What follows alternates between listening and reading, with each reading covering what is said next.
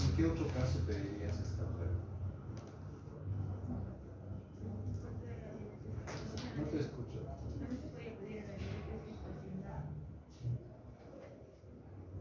¿Qué es la diabetes gestacional?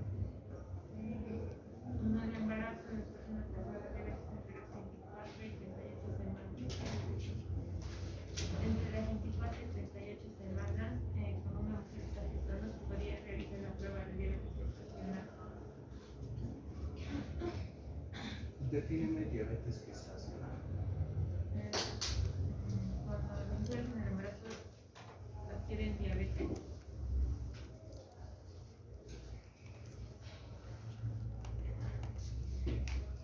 ¿Está bien? Más.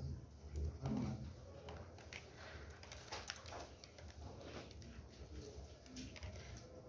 No te rindas.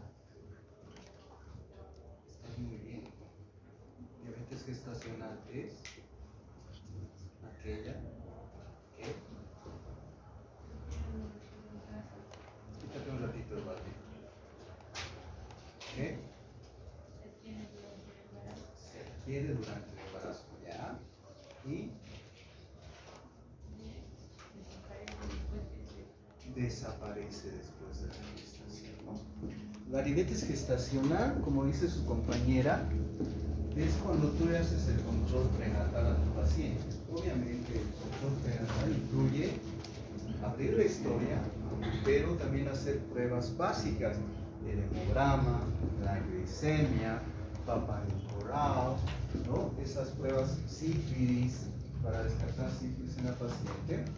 Y entonces, si en el embarazo le detectas que su glicemia está por encima de los 200, puedes decir que esa paciente que tiene diabetes gestacional. Pero hay un detalle.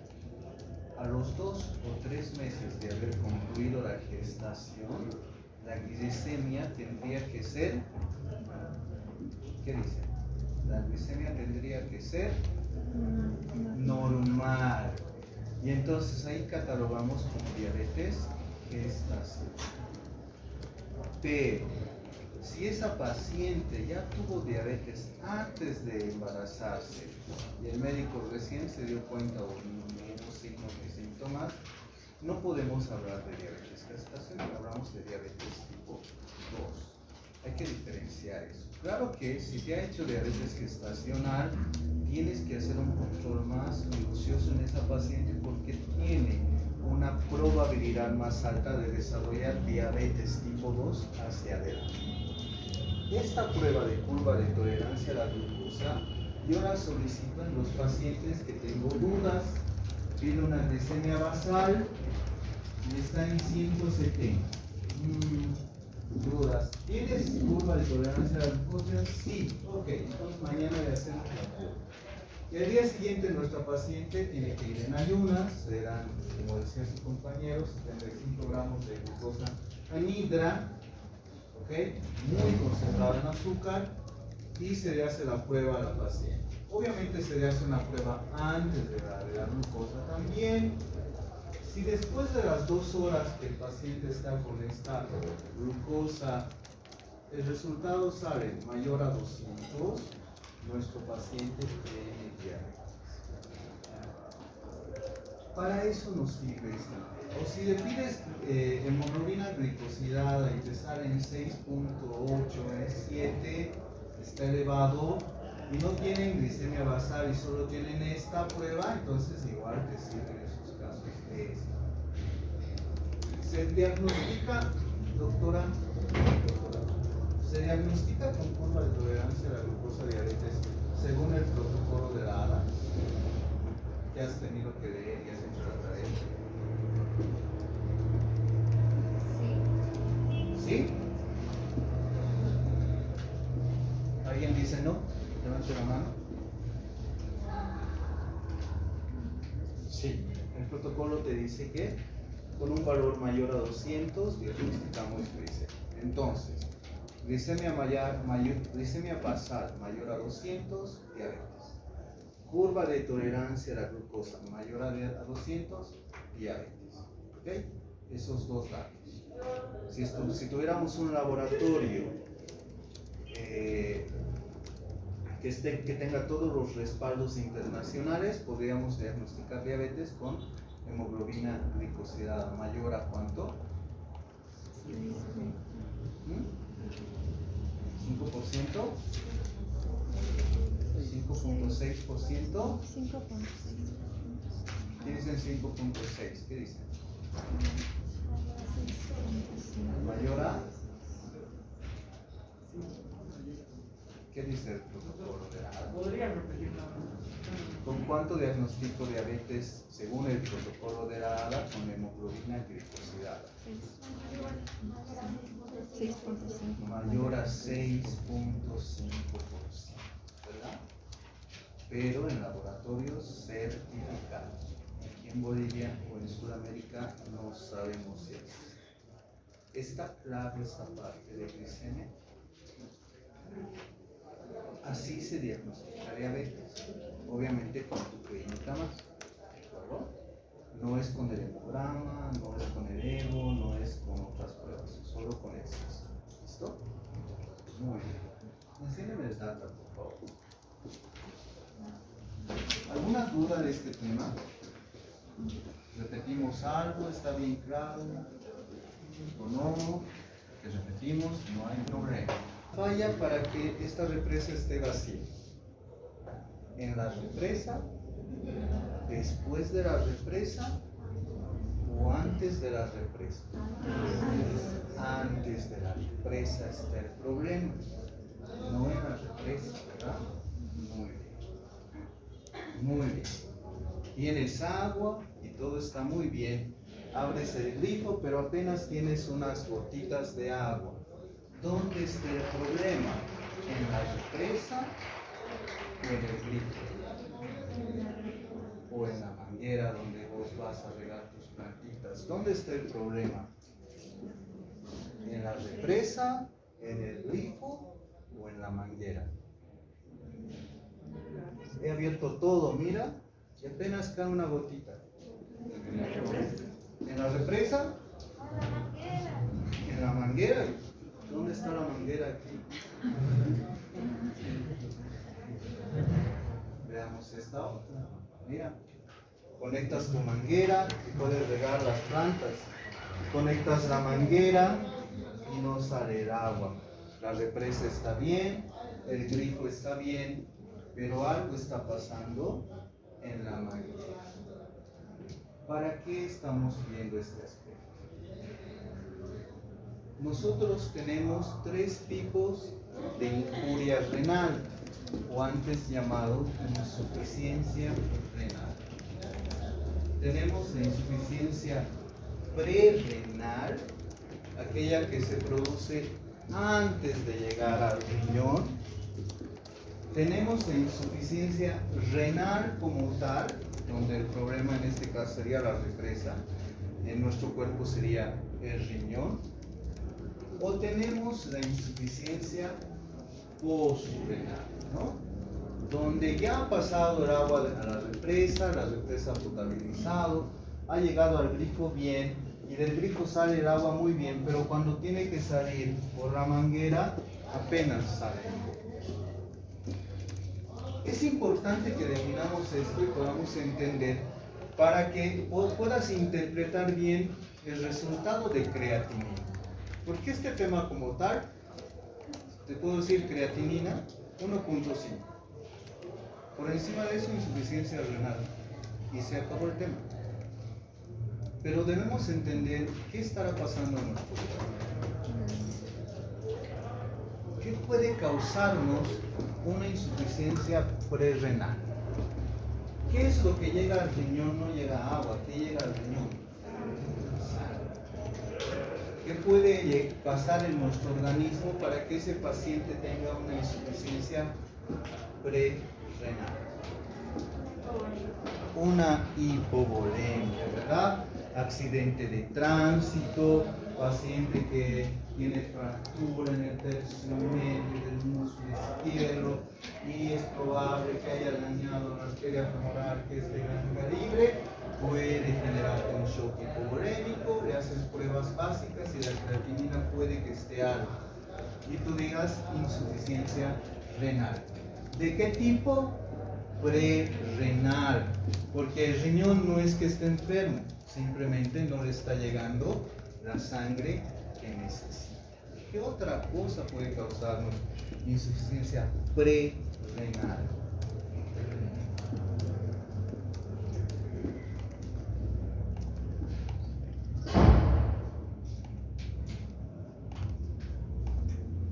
¿Qué? Piensen, ¿qué puede hacer que no llegue sangre a un riñón? Una insuficiencia cardíaca. ¿Por qué? Porque como la bomba está fallando, está cruzando menos cantidad de sangre. Podría ser algo más cercano. Una deshidratación. Una deshidratación. Muy bien.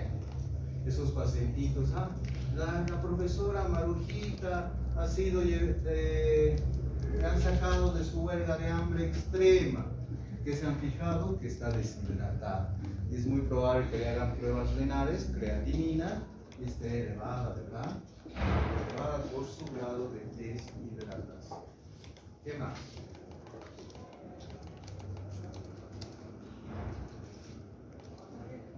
Un tumor tal vez que esté obstruyendo el paso de la arteria renal, ¿qué dicen? Sí, claro que sí, claro que sí. ¿El riñón es el que está enfermo? No, no. Por eso es importante que comprendas ese detalle.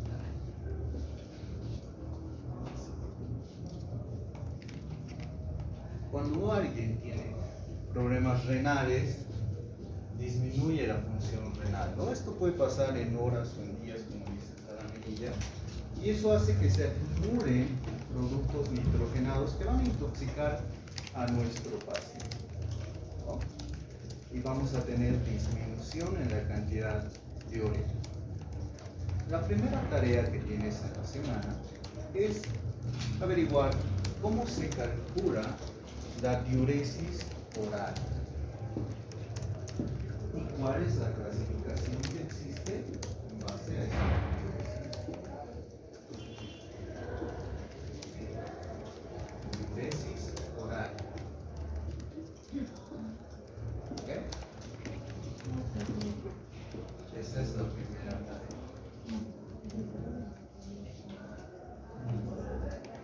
Ya hemos visto que no hay una insuficiencia prerrenal, pero el paciente tiene problemas. Y en este esquema de Netter, que me parece muy bueno, puedes ver todas las lesiones que pueden haber, ¿no? Desde cálculos, tumores que se producen en el mismo riñón, que pueden ocasionar la insuficiencia renal como tal, ¿verdad? Y es muy característico, casi frecuente mejor, que estos pacientes que tienen insuficiencia renal crónica tengan también anemia. ¿Por qué? Eso lo vimos en el tema del programa. ¿Por qué estos pacientitos tienen anemia cuando tienen insuficiencia renal crónica?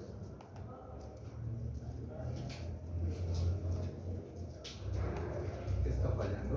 Por disminución de la eritropoyetina. ¿Qué pasa con la eritropoyetina? Disminuye, no se produce. ¿Dónde se produce mayor cantidad de eritropoyetina? A nivel renal. Exactamente. Como aquí se produce la mayor cantidad de eritropoyetina, entonces el riñón ya no está funcionando, ya no está bien, entonces tiende a disminuir y esa es la causa por la que nuestros pacientes tienden a ser anémicos.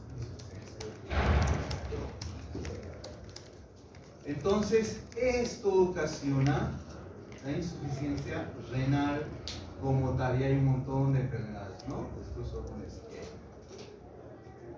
Pero también tenemos la insuficiencia renal postrenal, ¿no? Y en la postrenal, lo más característico es esto: la presencia de líquidos en el uréter. ¿Uréter o uretra? Creo que estoy mal. ¿Uréter o uretra? En el uréter. En el uréter, ¿verdad? En el uréter. La presencia de cálculos haga que hace que se produzca una dilatación del uréter que se llama doctora? No. La dilatación del uréter, ¿cómo se llama? Eso lo has visto en cero. Eso lo has visto en imagen 1. Si has llevado imagen 2, en imagen 2 también, lo he vuelto a ver. Neureter.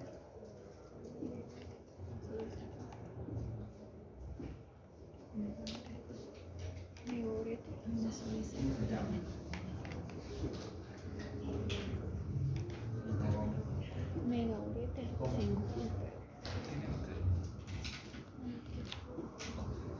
Nadie.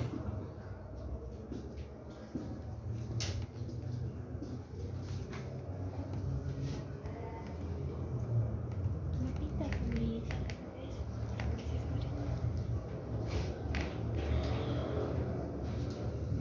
Vamos a utilizar esta imagen, allá lo está dando. Sí, esta. Haz de cuenta que este es el cálculo. Y fíjate cómo esto empieza a dilatarse. Mira cómo está de dilatado. ¿Cómo se llama esto?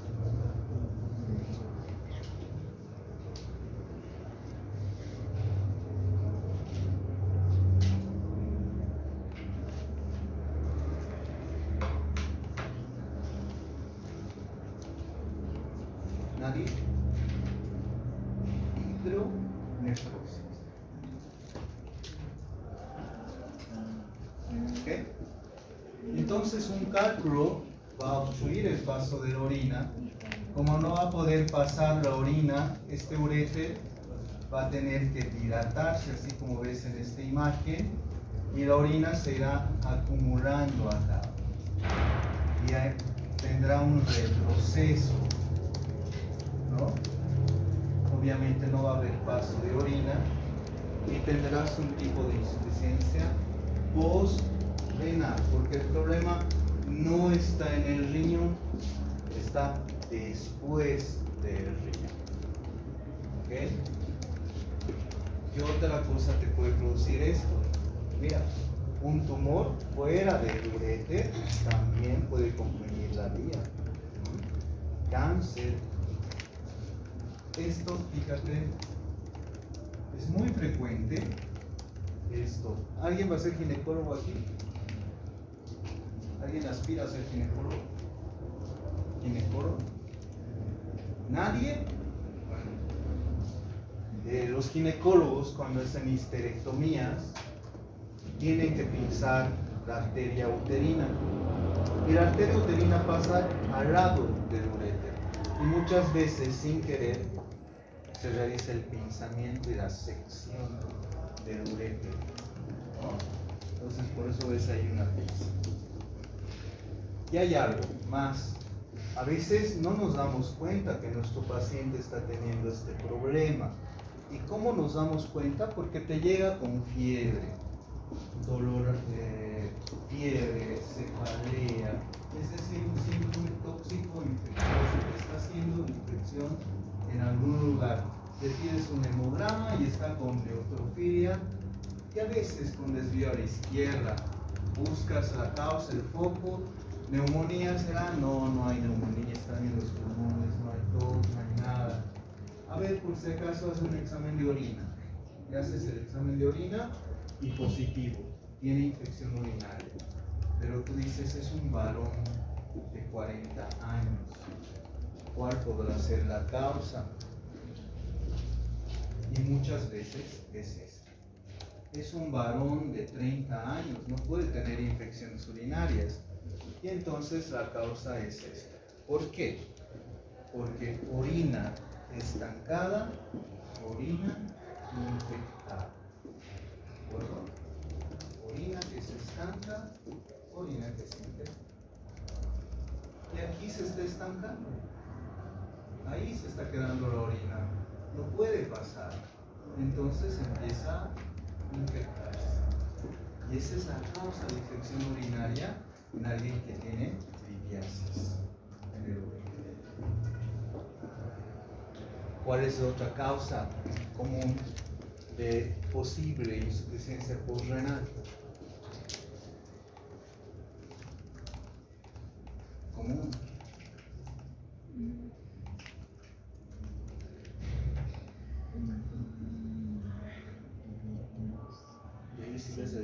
Sí se ve. Sí se ve.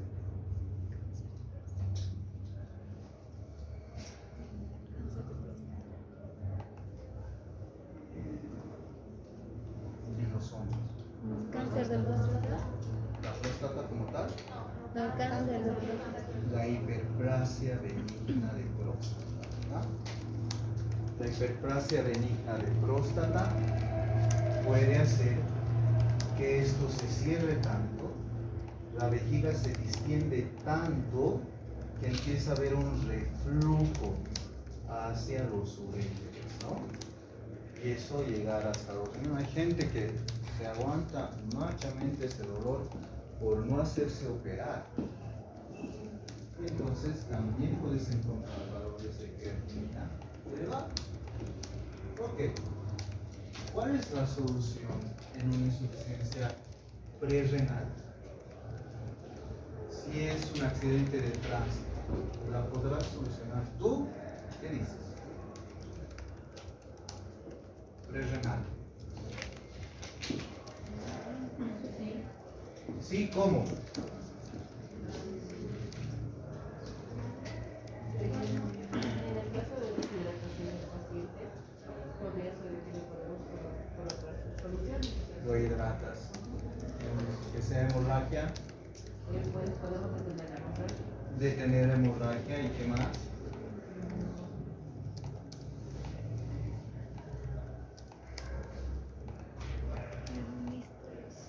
Está sangrado.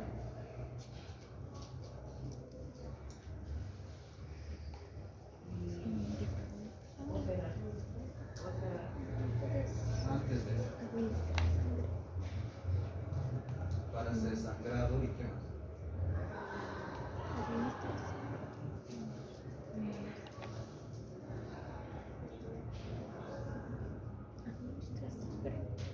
¿Qué más? Para el sangrado y sentido común. Administrar sangre, administrar o venoclisis, un riñón lactato mientras te traigan la sangre, ¿no? La que tienes que hacer es llegar al líquido a ese riñón para que empiece otra vez. Si el problema es una insuficiencia renal como tal, tú podrás hacer algo, tú como médico general, podrás hacer algo en una insuficiencia renal como tal, con estas lesiones, estas cosas. ¿Qué dice el doctor?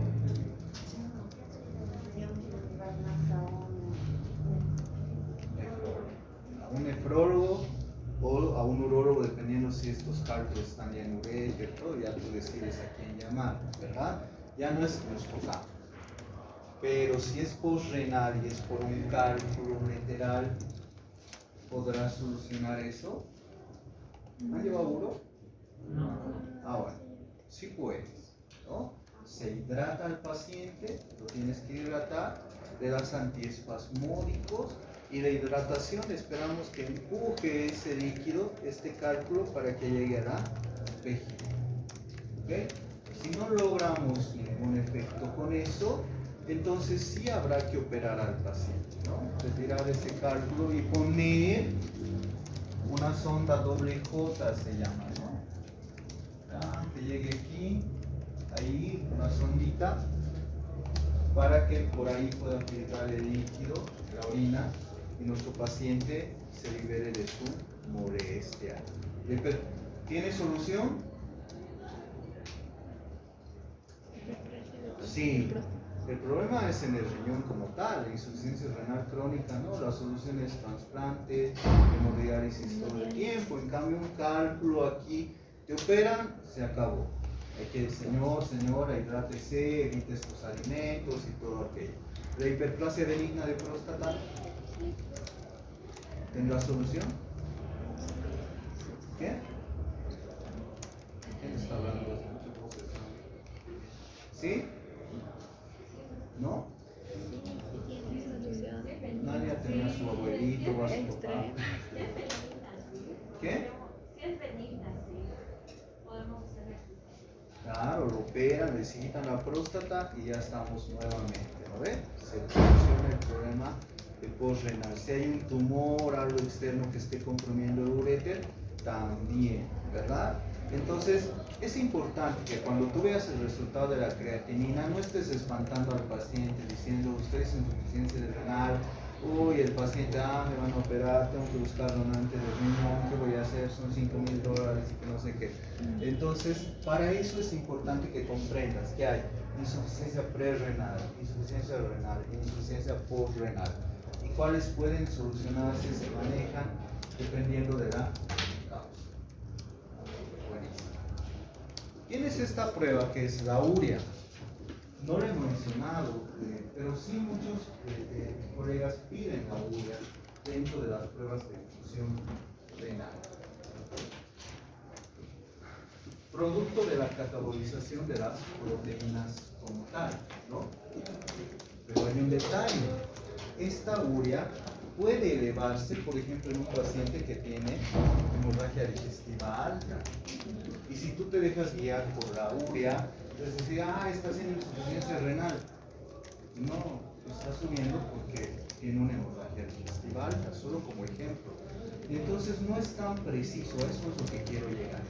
¿Sí? No te confíes tanto en la urea. Sí es un buen predictor, sí, pero siempre acompañado de la creatinina, ¿de acuerdo? No solo pidas urea, ese es el punto. Ok. Cuando nosotros tenemos un riñón que está funcionando mal, podemos tener una hiperazoemia, ¿no ves?